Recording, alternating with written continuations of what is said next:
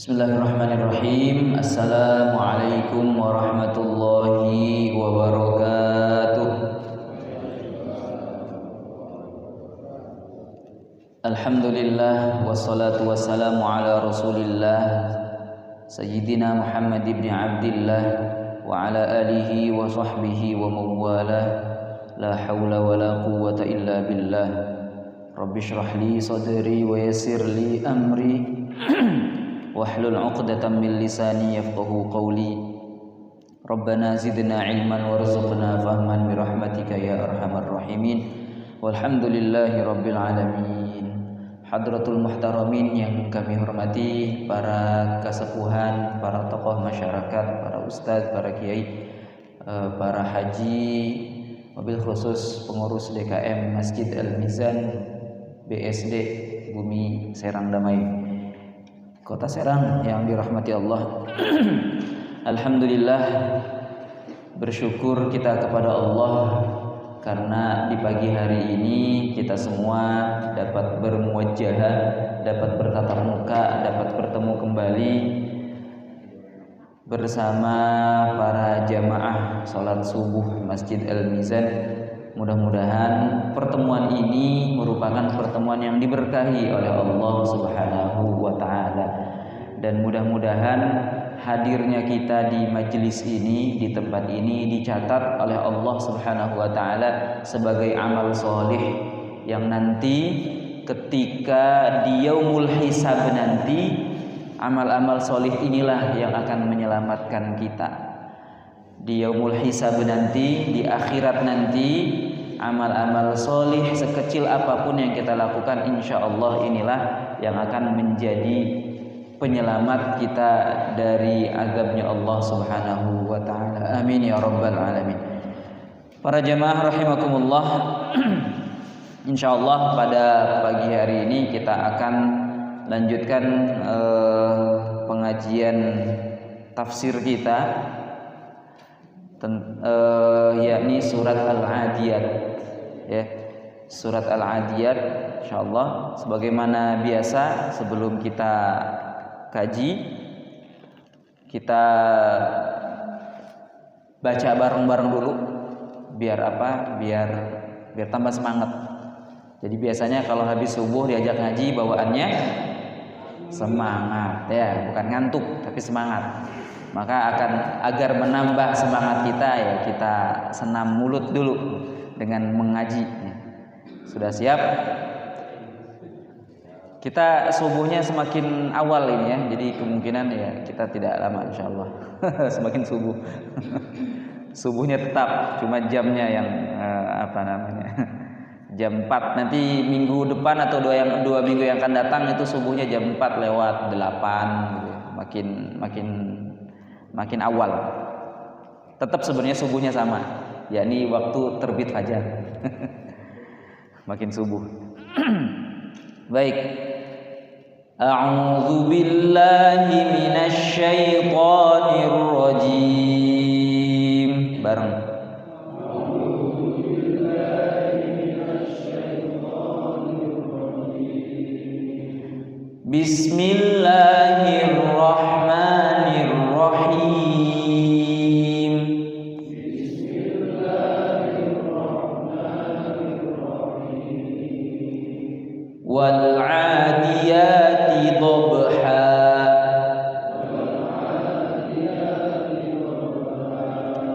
Fal muriyati qadha.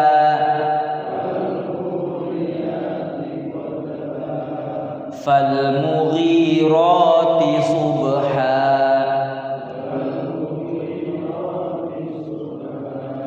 Fa atharna bihi naq'a.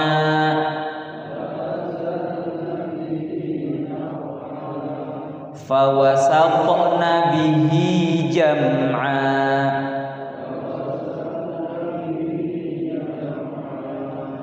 Innal insana li rabbihi lakanud.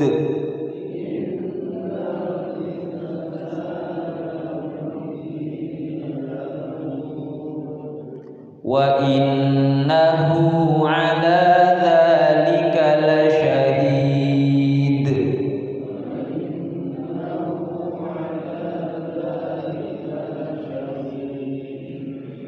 wa innahu lihubbil khairi lasyadid.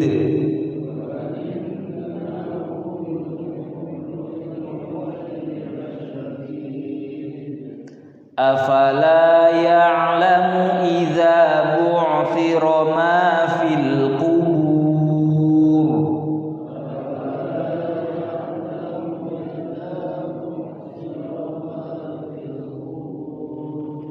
wa hussila ma fis sudur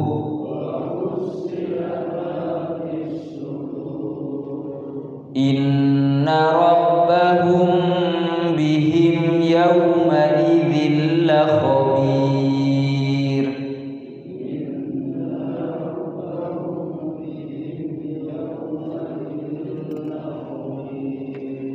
Bareng-bareng. Bismillahirrahmanirrahim. Wal 'adiyati dhabha fal muriyati qadha fal mughirati subha fa atharna bihi naq'a fa wasaqna bihi jam'a innal insana li rabbihi lakanud wa innahu ala dzalika lasyahid wa innahu lihubbil khairi lasyadid afala ya'lamu idza bu'thira ma fil qubur wa hussila ma fis sudur inna rabbahum bihim yawma idzin la khabir. Shadaqallahul azim. Para jemaah rahimakumullah, alhamdulillah, membaca Al-Qur'an itu hukumnya sunnah, jadi berpahala. Ya, kalau kita membaca Al-Qur'an kita dapat pahala. Kalau kita manyun aja misalnya nggak baca Quran, maka nggak dapat dosa. Namanya juga sunnah. Jadi sunnah itu dikerjakan dapat pahala, tidak dikerjakan mendapatkan dosa. Itu membaca Al-Qur'an. Ya, tapi jangan menganggap remeh sunnah, karena baca Quran itu luar biasa pahalanya. Rasul banyak memberikan kabar tentang keutamaan orang yang membaca Al-Qur'an. Di antaranya adalah kita akan mendapatkan syafaat di yaumul qiyamah nanti. Apa syafaat itu? Pertolongan. Jadi kata Rasul, Iqra'ul Qur'an fa innahu ya'ti syafi'an li ashabih. Bacalah Al-Qur'an karena nanti di hari kiamat nanti ia akan datang sebagai pemberi syafaat bagi sahabat-sahabatnya. Siapa sahabatnya itu?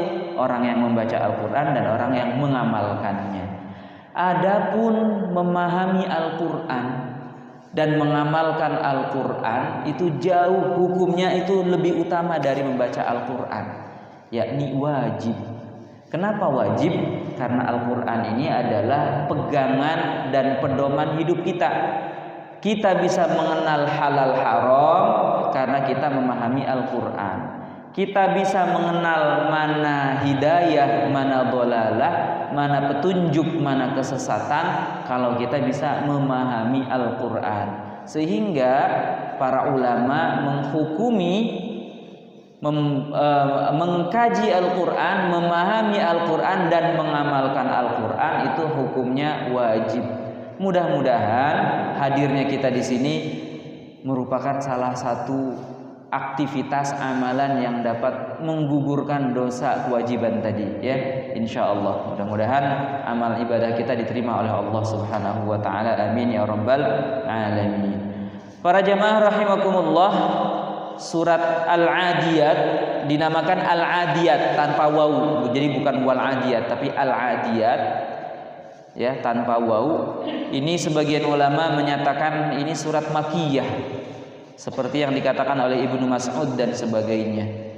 Apa itu surat Makkiyah? Surat yang diturunkan ketika Rasulullah sallallahu alaihi wasallam berdakwah di Makkah sebelum hijrah ke Madinah. Namun sebagian yang lain seperti Ibnu Abbas dan yang lainnya menyatakan bahwa Al-Adiyat itu madaniyah. Apa madaniyah? Surat yang diturunkan ketika Rasulullah Shallallahu Alaihi Wasallam telah melaksanakan hijrah, sudah pindah ke Madinah, lalu turunlah surat Al-Adiyat ini. Ini dikuatkan pendapat Ibnu Abbas ini dengan hadis Nabi Muhammad Shallallahu Alaihi Wasallam tentang sebab turunnya surat Al-Adiyat. Jadi Al-Bazzar dan Ibnu Abi Hatim serta Al-Hakim meriwayatkan hadis melalui jalur Ibnu Abbas bahwa Ibnu Abbas berkata, ba'atha Rasulullah sallallahu alaihi wasallam khailan, bahwa Rasulullah sallallahu alaihi wasallam itu mengutus pasukan berkuda, walabitha syahron, dan telah tinggal sudah berlalu 1 bulan, la ya'tihi minha khabarun, tidak datang kabar tentang pasukan berkuda itu. Sudah 1 bulan belum ada kabar. Fanazalat wal 'adiyati dhabha, lalu turunlah surat wal 'adiyati dhabha dan seterusnya. Rasulullah mengutus pasukan berkuda, itu menunjukkan Rasulullah sudah punya kekuasaan. Berarti ini menunjukkan Rasul sudah punya kekuasaan itu ketika Rasul telah hijrah ke Madinah. Karena ketika Rasul di Makkah itu fasenya fase dakwah. Fase dakwah dan belum punya kuasa. Lalu kemudian 13 tahun Rasul dakwah di Makkah, baru kemudian orang-orang Madinah menyerahkan kekuasaannya kepada Rasulullah sallallahu alaihi wasallam untuk dipimpin oleh Rasulullah. Nah, Rasul hijrah ke Madinah, pada saat itulah Rasulullah bukan hanya sebagai nabi, bukan hanya sebagai rasul, tapi juga sebagai pemimpin umat. Rasulullah sebagai penguasa yang mengatur, yang mengerahkan pasukan, yang memutuskan perkara, yang memberi hukuman dan sebagainya, itu terjadi ketika Rasul berada di Madinah. Karena kekuasaannya, warga masyarakat Madinah pada saat itu telah diserahkan kepada Nabi Muhammad sallallahu alaihi wasallam untuk diurus segala sesuatunya, diserahkan kepada Nabi Muhammad. Dan termasuk pengutusan pasukan berkuda ini menunjukkan bahwa Rasul telah hijrah ke Madinah. Begitu terkait dengan sabab atau turunnya surat Al-Adiyat ini. Para jamaah rahimakumullah, ayat ini, surat ini disebut sebagai surat Al-Adiyat karena ayat pertama diawali dengan kata Al-Adiyat. Allah Subhanahu wa taala bersumpah. Waw di yang pertama itu namanya waw sumpah. Waw qasam kalau dalam ilmu nahwu, artinya demi. Kemudian ada huruf qasam, ada muqsam bih. Muqsam bih itu adalah kalimat yang dijadikan sebagai objek sumpahnya Allah Subhanahu wa taala. Al-Adiyat dijadikan sebagai kata yang dijadikan objek sumpahnya Allah Subhanahu wa taala. Ini menunjukkan ada keistimewaan. Allah Subhanahu wa taala bersumpah dengan berbagai macam peristiwa, dengan berbagai macam benda. Dan ini adalah hak prerogatif Allah, dan ini menunjukkan bahwa Allah akan menunjukkan bahwa betapa hebatnya apa yang disampaikan, apa yang dijadikan sandaran sumpahnya Allah Subhanahu wa taala. Ya. Ada huruf qasam, ada muqsam bih, objek qasam, ada nanti jawabul qasam. Jawaban dari sumpah. Apa itu jawaban dari sumpah? Isi dari sumpah itu. Nah, kalau kita bersumpah itu bolehnya hanya kepada nama Allah. Misalnya kita dituduh mencuri misalnya. Maka untuk membebaskan tuduhan itu kita harus bersumpah. Wallahi, demi Allah. Nah, itu wawunya itu huruf qasam, Allahnya sebagai muqsam bih yang dijadikan objek sumpah, lalu kemudian ada jawab qasam, saya tidak mencuri. Nah, saya tidak mencuri itu namanya jawabul qasam, jawaban sumpah. Di dalam Al-Quran juga demikian. Ada huruf qasam, ada muqsam bih yang dijadikan sumpah, ada jawabul qasam, isi dari sumpahnya itu. Nah, Allah Subhanahu wa ta'ala bersumpah pada 3 ayat pertama. Yang pertama adalah wal adiyati, demi kuda yang berlari kencang.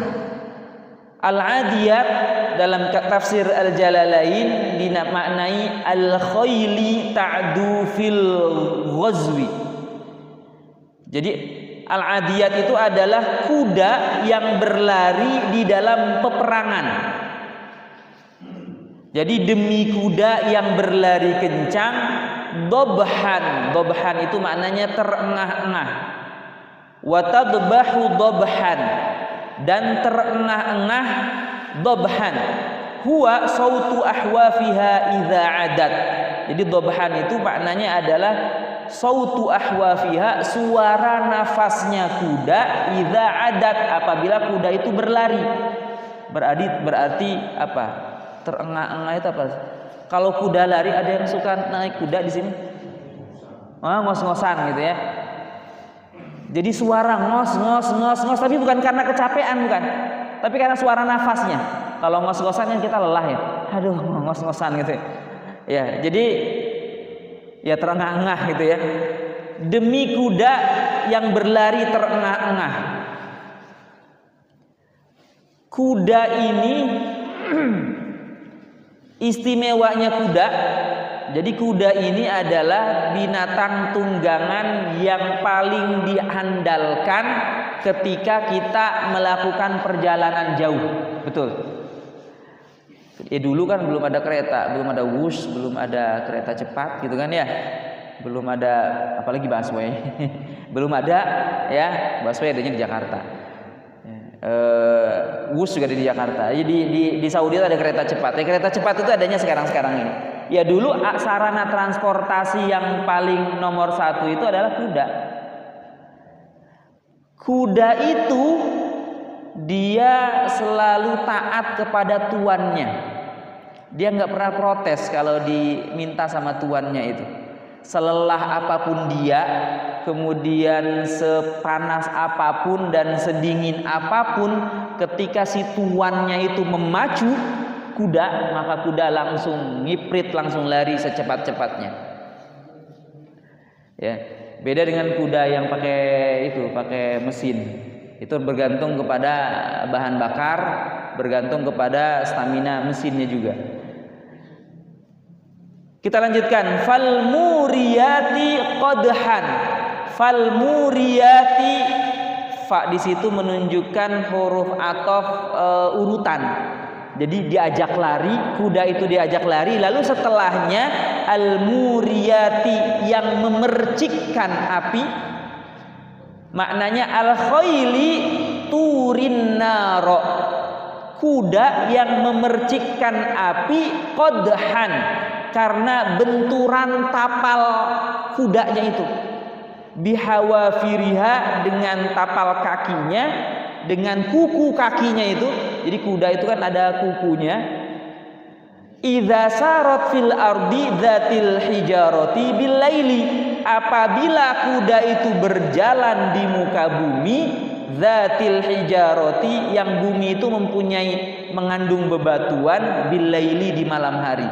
Jadi ketika kuda itu dipacu di malam hari, saking cepatnya, kuku kudanya itu kuku kaki kuda. Kuku kaki kuda, bukan kuku kaki kakek-kakekku, kaku-kaku, bukan. Ya, tapi kuku kaki kudanya itu berbenturan atau bergesekan dengan bebatuan, maka akan memercikkan api.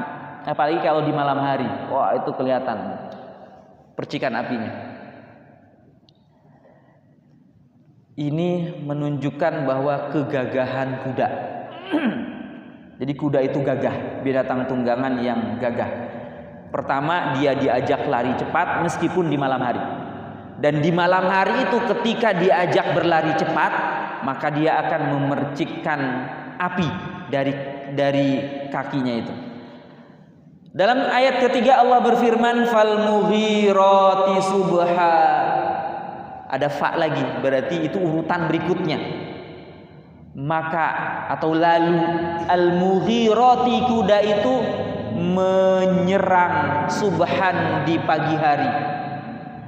Maknanya al khayli tughiru 'alal aduwi waqta sabahi bi igharati ashabiha. Kuda yang menyerang musuh di waktu subuh bi igharati ashabiha, dengan serbuan para pengendaranya. Diajak lari kencang, kemudian di malam hari memercikkan api, dan di subuh hari menyerang musuh. Ini menunjukkan strategi perang yang dicontohkan yang dikabarkan oleh Allah Subhanahu wa taala. Jadi kalau mau menyerang musuh itu jangan nunggu siang, harus di malam hari, dilakukan dengan secepatnya. Lalu kemudian subuh-subuh itu tiba di markas musuh dan langsung menyerang. Ini menunjukkan bahwa itulah strategi perangnya kaum muslimin. Karena pada saat itu orang-orang kafir sedang lengah. Subuh itu kan enaknya tidur. Sebegadang-begadangnya, seberjaga-berjaganya orang, kalau jam 3 itu pasti bawaannya nguap-nguap itu. Ada yang suka shift malam?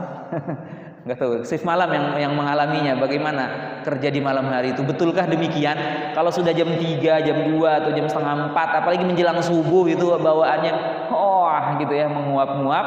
Dan di subuh hari itu biasanya karena malamnya begadang, berjaga-jaga misalnya, maka subuh itu lelap. Lalu tiba-tiba ada serangan dari pihak kaum muslimin, ya mereka pasti terkesiap, gelegepan, hingga kemudian kaum muslimin mengalami kemenangan gitu ya. Di ayat keempat Allah Subhanahu wa taala berfirman fa atharna bihi naq'an. Lalu ada fa lagi. Lalu kuda-kuda itu menerbangkan hayajna, menghamburkan bihi, dengan tempat si kuda itu berada di waktu subuh itu, naq'an, debu. Naq'an itu ghabaron, debu-debu yang berterbangan, li syiddati harakatiha, karena kerasnya gerakan kuda-kuda itu.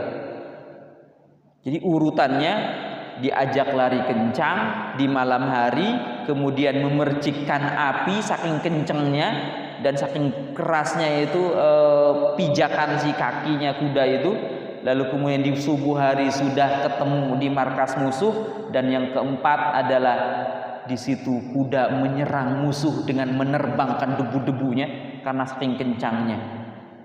Fawasatna bihi jam'an, ayat kelima.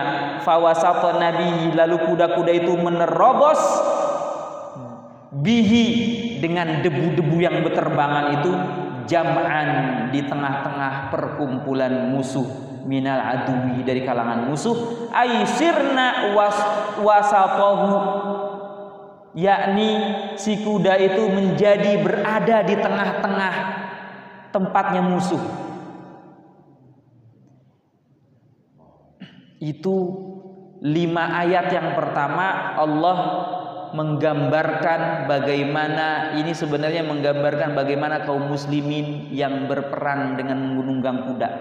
Karena 1 bulan Rasulullah tidak mendapatkan kabar, lalu dikabarkan dengan surat Al-Adiyat bahwa kaum muslimin yang berperang itu, mereka berangkat di malam hari dengan menggunakan kuda secepat-cepatnya. Lalu kemudian di waktu subuh hari dia sudah tiba di tengah musuh. Dan ini menunjukkan bahwa kabar gembira yang disampaikan oleh Allah Subhanahu wa taala kepada pasukan kaum muslimin yang menanti-nanti kabar pasukan kuda. Di ayat ke-6 Allah Subhanahu wa taala memberi jawaban qasam. Apa sih isi kabar yang akan disampaikan oleh Allah Subhanahu wa taala?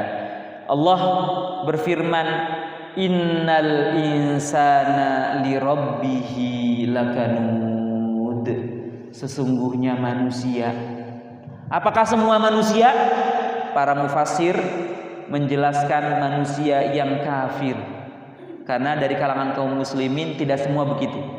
Innal insana, sesungguhnya manusia, li rabbihi lakanudun, terhadap Tuhannya sungguh mereka itu ingkar, mengingkari Tuhannya.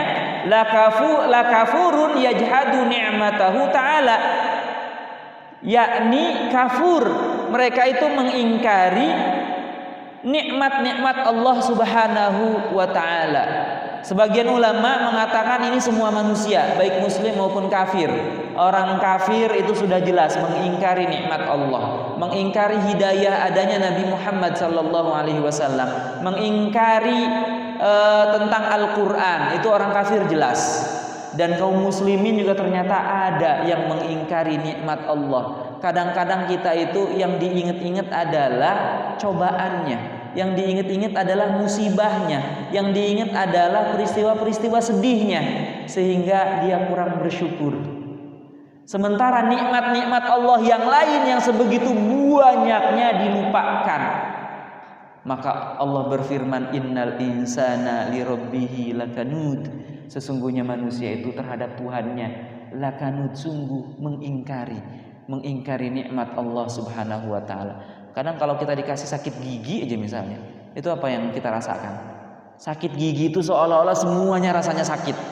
Kepala itu padahal satu, tapi rasanya kayak ada 7 kalau lagi sakit gigi itu. Dan seolah-olah itu adalah sakit yang paling menyakitkan. Padahal kakinya masih bisa jalan, tangannya masih bisa digerakkan, padahal masih bisa ngomong, masih bisa menyebut asma Allah, masih bisa berdoa, kira-kira begitu. Tetapi nikmat-nikmat Allah yang begitu banyak itu lupa dengan adanya musibah sakit gigi. Itulah kita. Ya, kita kadang-kadang diberi cobaan sedikit lalu kita lupa dengan nikmat Allah yang begitu banyaknya. Pada ayat yang ke-7 Allah Subhanahu wa taala berfirman, wa innahu ala dzalika lasyahid, dan sesungguhnya hu di sini, hu itu artinya dia. Sesungguhnya dia di sini para ulama ada 2 macam tafsir. Ada yang dianya itu kembali kepada Allah, ada yang dianya itu kembali kepada manusia. Sesungguhnya Allah atas yang demikian itu, atas keingkaran manusia itu, la syahidun, benar-benar menyaksikannya. Atau dimaknai hu-nya itu manusia. Sesungguhnya manusia itu, ya sesungguhnya dirinya itu, ala dzalika, atas ingkar kepada Allahnya itu, la syahidun, benar-benar menyaksikannya, benar-benar mengetahuinya. Dua-duanya benar. Karena Allah betul, Allah alim, maha mengetahui. Dan manusia juga kadang menyadari bahwa kita ini sering ingkar, sering tidak bersyukur kepada Allah Subhanahu wa ta'ala. Makanya berbagai macam penyakit itu suka menghinggapi kita. Bisa jadi itu karena awalnya dari kurang bersyukur. Ya, dikasih misalnya gorengan, gorengan, ada minyaknya, kolesterol gitu kan. Bukannya disyukuri, bukannya dinikmati, malah yang dilihat kolesterolnya. Maka beneran itu jadi kolesterolnya jadi merusak tubuhnya gitu. Harusnya bagaimana? Harusnya bersyukur. Alhamdulillah ya Allah ada rizki. Entah dari mana ini datangnya, melalui tangan siapa, tetapi ini adalah rizqum minallah, rizki dari Allah. Ada gorengan masih anget lagi, maka dinikmati. Jadi syukur, jadi bahagia. Bahagia itu diantara bahagia yang senyum. Bahagia itu adalah bisa menghilangkan katanya banyak penyakit. Katanya begitu. Jadi kalau kita sedang sakit maka berbahagialah. Tapi susah ya. Pernah mengikuti pelatihan yang pengobatan dengan cara terapi mental itu. Metode SIN-nya yang Ustaz siapa yang dari Jawa Timur itu. Jadi cara mengobati penyakit itu dengan cara bersyukur. Misalnya Bapak lagi sakit sakit punggung misalnya ya, kebanyakan duduk. Jadi sakit pinggang. Cara mengobati sakit pinggang itu dengan cara bersyukur. Terima kasih ya Allah, meskipun pinggang ini rasanya sakit, Meskipun sakit pinggang yang saya rasakan ini begitu sakit, tapi saya rela ya Allah, saya ridho, saya ikhlas ya Allah, karena ini pasti baik pada ujungnya, pasti ada hikmahnya. Terima kasih ya Allah. Begitu. Jadi ucapan terima kasih itu katanya bisa menghilangkan sambil dibayangkan rasa sakit pinggangnya itu.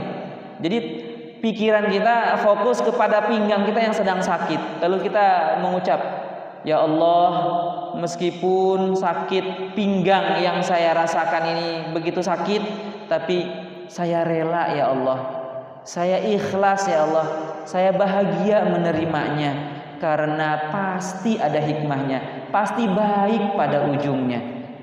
Jadi seperti itu.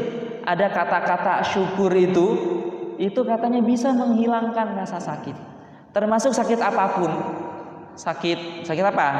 Sakit misalnya gejala stroke misalnya. Seperti itu aja setiap pagi, setiap waktu, ya Allah, terima kasih ya Allah, meskipun sakit tapi aku rela ya Allah. Ini pasti ada hikmahnya. Ini pasti baik pada ujungnya. Terima kasih ya Allah. Seperti itu saja. Terima kasih ya Allah. Dan itu yang meneliti orang barat, Pak. Tetapi kalau orang barat itu bukan konsep syukur, tapi konsep harapan. Yang barat, dan dia tidak beriman kepada Allah Subhanahu wa taala, dan itu sembuh. Dokter memvonis usianya hanya tinggal 1 bulan. Tapi kemudian dia senantiasa berharap dan bersyukur. Terima kasih tubuhku. Cuma mereka tidak menyebutkan kepada Tuhan, karena bisa jadi orang barat itu tidak percaya pada Tuhan. Lalu kemudian ketika 1 bulan lewat dia masih hidup, terus saja dilakukan. Karena masih hidup dia terus melakukan seperti itu. 3 bulan 1 tahun berikutnya lalu dia kontrol ke dokter dan hilang itu sakit itu. Lalu kemudian dituliskanlah di buku, karena dia memang mungkin dia peneliti, dituliskanlah di buku. Lalu kemudian kita kaum muslimin baru menyadari dan baru mempelajarinya. Padahal dalam Islam konsep syukur itu sudah banyak. La in syakartum la azidannakum. Jika kalian bersyukur maka nikmatku, kata Allah, akan aku tambah untuk kalian. Wala in kafartum, dan jika kalian mengingkari, tidak mensyukuri, ya, bukan nikmatnya dikurangi oleh Allah, tetapi inna azabi lasyadid, sesungguhnya siksaanku benar-benar sangat luar biasa, kata Allah. Jadi kalau syukur nikmatnya ditambah, kalau kufur bukan nikmatnya dikurangi tapi disiksa. Jadi ternyata mungkin kita ini merasa tersiksa itu karena kita kurang bersyukur, ya, karena kurang bersyukur sehingga tersiksa. Entah dengan siksaan apapun, yaitu bisa jadi awalnya dari diri kita karena kurang mensyukuri.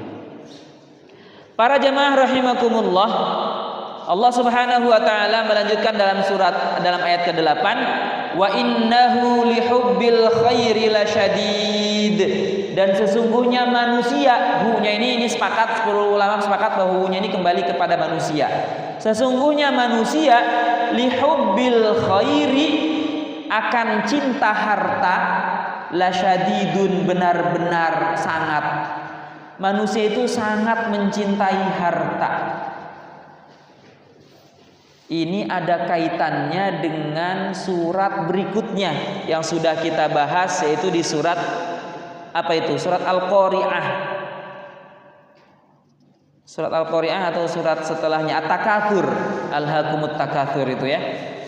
Jadi manusia itu benar-benar wa innahu lihubbil khairi lasyadidun. Sesungguhnya manusia itu akan cinta dunia.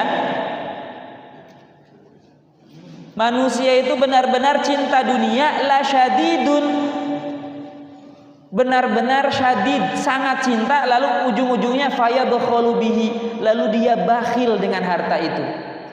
Jadi karena saking cinta dunia, kemudian dia bakhil, dia pelit, dia hitung-hitungan. Karena cinta dunia, cinta harta, hartanya itu selalu dikumpul-kumpulkan, dihitung-hitung, lalu kemudian hilang 1000 aja dihitung-hitung. Hilang 10.000 itu tidak rela. Jadi karena saking cinta dunia, maka dia bakhil. Bagaimana seorang muslim harusnya? Harusnya cinta harta boleh, tetapi tidak boleh bakhil. Cintanya itu hanya sebatas di tangan saja. Boleh jadi hartawan, boleh jadi jutawan, boleh jadi agnia, karena dengan kekayaan itu dia bisa menolong sesama kaum muslimin. Tetapi hartanya itu hanya di tangan, tidak boleh sampai masuk ke dalam hati. Jadi hartanya itu jadikan sebagai wasilah untuk kebaikan, agar dia bisa berbuat baik. Abdurrahman bin Auf itu kaya raya, tetapi kekayaannya itu dia lebih mendekatkan diri kepada Allah, mendekatkan diri kepada surganya. Dan para agnia, para orang kaya, hartawan kaum muslimin lainnya itu juga demikian. Kekayaan itu dia gunakan untuk beramal solih. Sehingga salah juga kalau kaum muslimin tidak cinta dunia. Maksudnya malas-malasan bekerja dengan alasan lah saya nggak cinta dunia. Nggak boleh juga gitu. Ya meskipun ya kalau semuanya seperti itu bahaya juga, karena bagaimanapun perjuangan untuk memperjuangkan Islam itu butuh harta, kan begitu. Afala ya'lamu idza bu'thira ma fil qubur. Apakah manusia itu tidak mengetahui idza bu'thira, apabila ia dibangkitkan, uthira wa ukhrija, manusia itu dibangunkan dan dikeluarkan dari kubur. Ma fil kubur, apa yang ada di kuburan, apa yang ada di dalam kubur. Apakah manusia itu tidak tahu ketika ia dibangkitkan apa saja yang ada di dalam kuburan? Apa ada di dalam kubur? Minal mauta, yaitu orang-orang mati. Ma fil kubur, apa yang ada di dalam kubur. Para ulama menafsirkan ma fil kubur itu orang-orang mati. Tapi meskipun orang menggunakan kata ma itu padahal adalah untuk benda-benda yang tidak berakal. Kalau untuk benda yang berakal seperti manusia harusnya man. Ini menunjukkan bahwa orang yang berada di dalam kuburan itu tidak ada akalnya, karena akalnya tidak berfungsi karena sedang mati. Ya, benda mati sama saja dengan benda mati. Maka Al-Quran menyebutnya ma fil kubur, apa yang ada di kubur. Ada lagi yang menafsirkan bahwa kenapa ma bukan man, karena di dalam kubur itu yang lebih banyak adalah selain manusia, ya, berupa mineral, berupa bebatuan, tembaga, tambang dan sebagainya, itu banyak di bumi, lebih banyak benda selain manusianya dibanding manusia, maka disebutkannya ma. Tapi ada yang menyatakan bahwa meskipun manusia, tapi pada saat itu manusianya tidak berakal, akalnya tidak berfungsi karena dalam keadaan wafat. Lalu ketika dibangkitkan, dihidupkan, baru akalnya on lagi, restart lagi, on lagi. Kalau dikubur itu akalnya tidak berfungsi karena mati. Ketika dibangkitkan baru on lagi, baru aktif lagi, baru jadi manusia lagi. Jadi ketika dikubur jadi mayit, ketika dihidupkan baru jadi manusia lagi. Wa husila ma fis sudur, dan diperlihatkan, buyina wa ufriza, dinyatakan dan dipisahkan, ma fis sudur, apa yang ada di dalam dada, apa yang ada di dalam hati. Di yaumul qiyamah nanti hati-hati itu, hati manusia itu dikeluarkan. Husila itu seperti biji-bijian yang dibungkus, lalu bungkusnya itu dibuka, bijinya itu diambil dan dikumpulkan. Itu husila. Bagaimana hasilnya, bagaimana jadinya, itu husila. Begitupun nanti ketika di yaumul qiyamah, kita semua, hati kita ini dibuka oleh Allah Subhanahu wa taala, lalu diperlihatkanlah isi-isi hati kita. Ngegerenak ngomongin orang dalam hati sih, dalam hati Pak Abdur nih misalnya, ya, begitu amat misalnya. Itu dari hati itu kan akan jadi perbuatan. Tetapi di dunia Allah Subhanahu wa taala atau manusia menghukumi manusia itu dari yang tampak, itu di dunia. Sedangkan di akhirat hati itu, isi hati akan dibongkar, akan dibuka. Apa gerentesan-gerentasan hatinya, apa isi hatinya, apakah isinya dengki, apakah isinya misalnya itu marah, apakah isinya dendam, apakah isinya itu sakit hati dan sebagainya, semua akan ditampakkan. Wahusila ma fis sudur. As-sudur di situ maknanya al-qulub minal kufri wal iman. hati berupa kekufuran dan keimanan.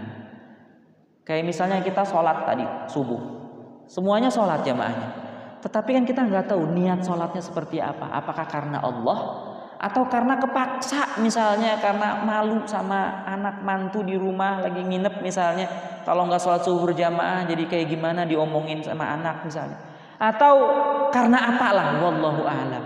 Ya, jadi niat itu kan amalan hati.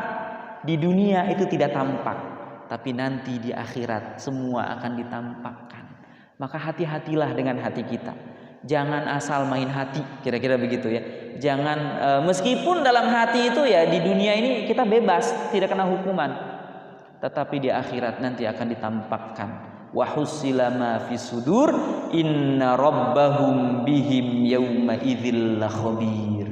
Sesungguhnya Tuhan mereka, Tuhan manusia itu Allah Subhanahu wa taala, bihim terhadap kelakuan, terhadap amalan-amalan, terhadap aktivitas-aktivitas manusia, baik aktivitas hati maupun aktivitas badan, yauma idzin, pada hari itu, la khabirun, benar-benar mengetahui dan benar-benar akan membalasnya. Para jamaah rahimakumullah, ada beberapa pelajaran yang dapat kita ambil berdasarkan ini dari kitab Tafsir Al-Wa'i Juz Amma, ini bahasa Indonesia. Kalau yang tadi bahasa Arab, ini bahasa Indonesia, ini mudah untuk membacanya, dibaca sendiri juga kayaknya paham kalau bapak-bapak mempunyai kitab ini. Ini ditulis oleh Kiai Haji Rahmat S. Labib, beliau masih ada, masih tinggal di Jakarta beliau, luar biasa keilmuan beliau. Kitab ini diambil dari berbagai macam ilmu berbagai macam tafsir mufasir. Beliau menyatakan bahwa ada beberapa pelajaran penting dari surat Al-Adiyat. Yang pertama tentang keistimewaan kuda. Kuda itu istimewa. Kuda itu adalah binatang berharga yang bisa dijadikan sebagai sarana transportasi yang paling dihandalkan. Ketika bencana alam yang seperti 4 tahun yang lalu ya, terjadi tsunami di Sumur itu mobil-mobil itu susah bergerak mengangkut logistik itu, tetapi ada yang menunggang kuda dan itu sampai ke pelosok-pelosok. Jadi artinya sehebat apapun kendaraan yang kita punya, jika dibandingkan dengan kuda, jauh lebih baik dengan kuda. Kuda itu kan bisa menerabas misalnya genangan air, bisa menerabas tanah yang becek gitu, atau hutan-hutan, itu bisa. Nggak takut kehabisan bensin. Karena makanannya kan rumput-rumputan atau daun-daunan, itu kuda. Itu keistimewaan yang kuda. Sehingga dalam surat Al-Anfal ayat 60, Allah Subhanahu wa taala menyuruh kaum muslimin untuk mempersiapkan kuda dalam rangka menghadapi musuh. Wa a'iddu lahum mastata'tum min quwwatin wa min ribatil khaili turhibuna bihi aduwallahi wa aduwakum. Persiapkanlah oleh kalian untuk menghadapi musuh itu mastata'tum, apa-apa yang kalian mampu. Apa itu mampunya? Min quwwatin, dari kekuatan, baik kekuatan fisik ataupun kekuatan harta, wa min ribatil khaili, dan dari kuda-kuda yang ditambat. Turhibuna bihi, dengan itu semua persiapan itu para musuh itu akan menggentar. Ya, turhibuna bihi, menggentarkan musuh-musuh Allah, wa aduwakum, dan musuh-musuh kalian. Jadi kuda ini binatang istimewa yang diperintahkan Allah untuk kita persiapkan. Tetapi kudanya digunakan untuk jihad di jalan Allah, berperang di jalan Allah, bukan untuk gagah-gagahan, bukan untuk riya, bukan untuk sum'ah. Karena memang ngurus kuda itu lumayan, Pak. Ngurus kuda itu operasionalnya luar biasa. Pesantren Al-Abqari itu pernah punya kuda, itu hanya bertahan berapa, setahun atau setengah tahun, karena repot ternyata. Biayanya besar, kemudian yang ngurus juga harus serius, sehingga nggak kuat, akhirnya sudah tidak punya kuda. Yang kedua, pelajaran yang kedua adalah kita harus menjauhi sikap ingkar nikmat Allah. Nikmat Allah ini begitu banyak, tapi harus kita syukuri. Kita harus menjauhi ingkar kepada Allah. Pelajaran yang ketiga, kita harus menjauhi cinta berlebihan terhadap harta dan sifat bakhil. Ya, karena cinta dunia dan cinta harta itu jika memalingkan kita kepada Allah dan Rasulnya dan berjihad ke jalan Allah, seperti dalam surat At-Taubah ayat 24 itu, maka tunggulah, kata Allah, peringatanku, tunggulah azab dariku. Pelajaran yang keempat, bahwa pasti manusia itu akan dibangkitkan dari kuburnya. Kita semua ini pasti akan mengalami kematian.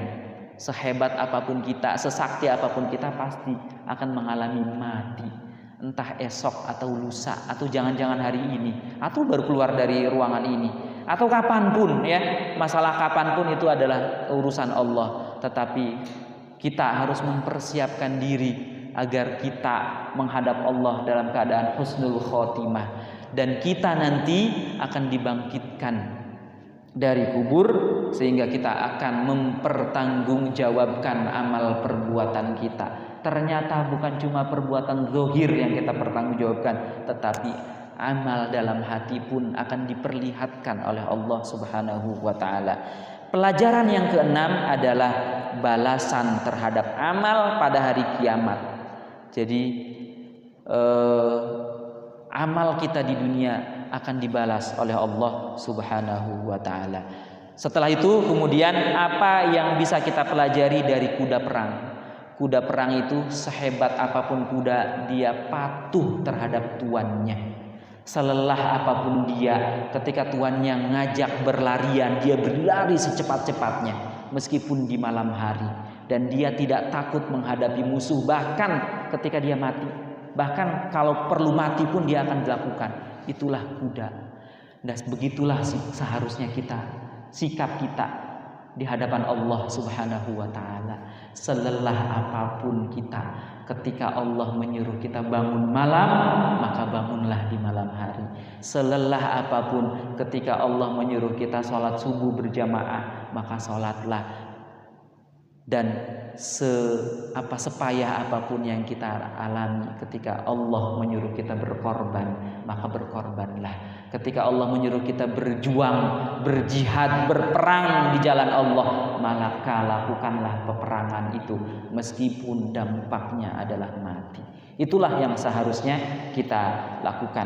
Mudah-mudahan pengajian kita pagi hari ini mendapatkan ilmu yang bermanfaat. Selanjutnya kami persilahkan, barangkali ada yang perlu disampaikan, ada yang perlu ditambahkan, kami haturkan, atau ada yang perlu didiskusikan, kami persilahkan. Silakan.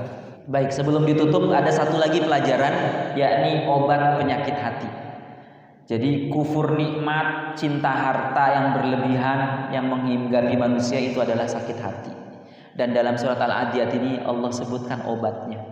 Obat sakit hati adalah, di situ disebutkan tentang kubur, berarti mengingat kematian. Jadi ketika kita dihinggapi rasa penyakit hati, maka obatnya adalah ingat mati. Ingat harta yang kita kumpulkan itu akan kita tinggalkan. Ingat nikmat yang kita kufuri ini, tidak kita syukuri ini, akan dimintai pertanggungjawabkan di yaumul hisab nanti.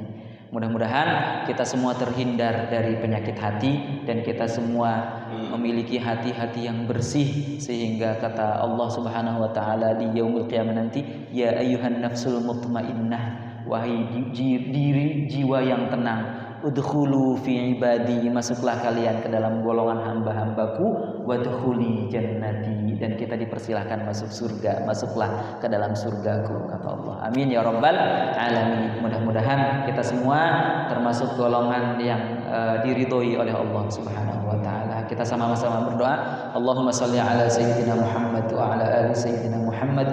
Alhamdulillahirabbil alamin. Allahumma qasim lana min khasyyatika ma tahulu bainana wa baina ma'asik, wa min ta'atika ma tuballighuna bihi jannatak, wa minal yaqini ma tuhawwinu bihi alaina musibatid dunya, wa matti'na bi asma'ina wa absarina wa quwwatina ma ahyaytana, waj'alhu al-waritha minna, waj'al tha'rana 'ala man zalamana wa ansurna 'ala man 'adana, wa la taj'al musibatana fi dinina, wa la taj'al ad-dunya akbar hammina wa la mablagha 'ilmina, wa la tusallit 'alaina man la yarhamuna.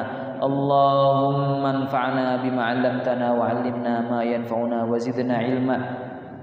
Allahumma faqihna wa faqih ahlana wa qarabatil lana fi dinina. Aliyyu ya azimu wa azimu alimu alimu fa'allimna al-uluma bima hawat. Rabbana atina fid dunya hasanah wa fil akhirati hasanah wa qina adzabannar. Walhamdulillahi rabbil alamin. Hadanallahu iyyakum ajma'in wal 'afwu minkum. Wassalamu alaikum warahmatullahi wabarakatuh.